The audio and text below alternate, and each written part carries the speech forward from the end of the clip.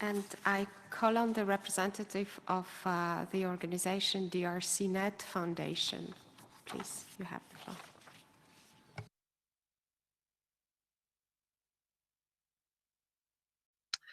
floor. Thank you, Madam Chair.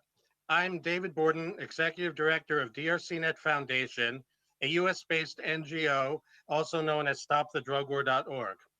This intervention addresses the contribution of the Commission to the Sustainable Development Goals. In partnership with NGOs from throughout the world, our organization has advocated at the CND since 2015 for policies rooted in health, development, human rights, and security. For the 2016 UNGAS, we submitted a statement with over 300 organizational signatories that additionally called for the UN to begin a process of updating the drug conventions.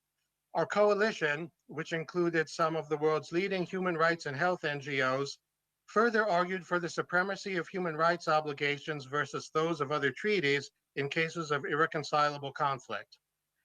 The current drug control framework presents challenges to achievement of the SDGs. One of those is the illicit criminal economy that is fed by criminal prohibition.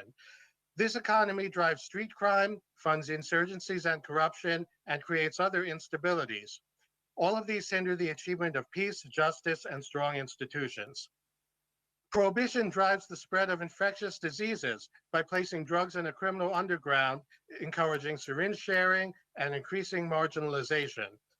The high financial price of street drugs drives some addicted persons to desperate behaviors like prostitution or property crime, undermining health and well-being. Arrest and conviction records for low-level drug crimes impede efforts to find good employment, particularly in disadvantaged communities. This harms the goals of decent work and economic growth, reduced inequalities, and sustainable cities and communities. In many ways, our prohibition-based system competes with the human rights system, ensuring that the worst human rights violations will sometimes erupt. Some countries have decriminalized personal drug use, as called for in the UN Common Position, but others are engaged in extrajudicial killings. Some rely primarily on alternatives to incarceration, while others have mass incarceration. Some countries provide the full range of needed health services to address substance misuse, while some even ban methadone, an essential medicine according to WHO. There is documenting of indigenous peoples' medicinal plant varieties to provide them with intellectual property protection, but there's also aerial fumigation of crops using toxic chemicals. Good drug policy making requires meaningful metrics, which in turn require taking a careful look at all of these issues and more.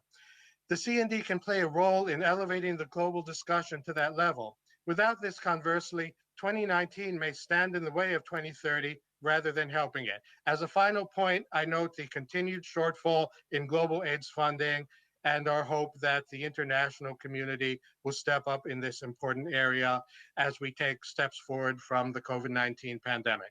Thank you. I thank you very much.